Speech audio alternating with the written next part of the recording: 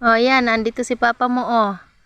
Kinukuha yung punla na sili at ililipat na.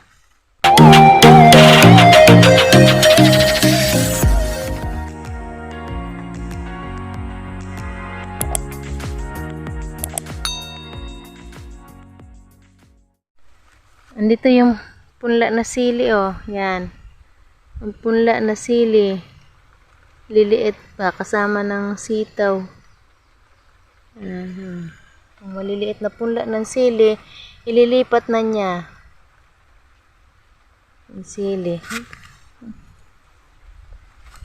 Maglilipat na ng sili doon sa kanyang ginahok na lupa. Lilipat na. Yung pizza yun na yung mustasa, ipuha na doon, tanim na. Tatanim ko ngayon. Sige na.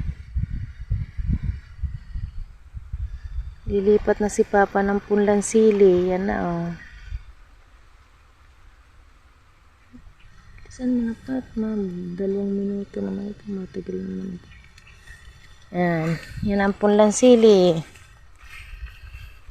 Lilipat na ni Papa doon sa kanyang ginahok na lupa. Yung piniko. Lilipat na sa piniko niyang lupa. Sili, tatanim na. Andito kami ngayon sa taniman. Ayan, oh. Lilipat na si Papa, oh. Lilipat na ang siling sigang. Dito na, oh. Ayan. Naglilipat na si Papa ng siling sigang. Ito yung kanyang ginahok na lupa.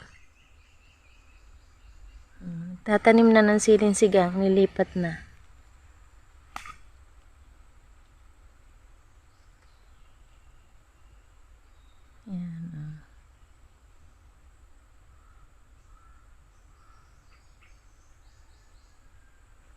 Mabili nga kita ng 3 sunod. Simple lang ang pagpupunla nito. Katulad din lang ng pagpunla namin ng pichay at mustasa. Kung ano ang pagpunla ng mustasa at pichay, ganun din lang ang pagpunla namin. Simple lang. Walang style. Sariling teknik. Yan, oh. Pero ganda rin. Napapakinabangan din naman. Nabubuhay din. Dito kami ngayon sa taniman. Sa dating pinagtaniman mo ng sili. Sili rin ang aming tinanim.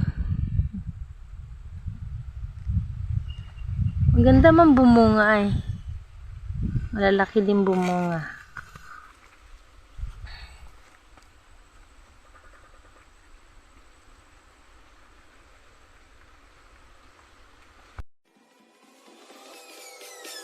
Peace.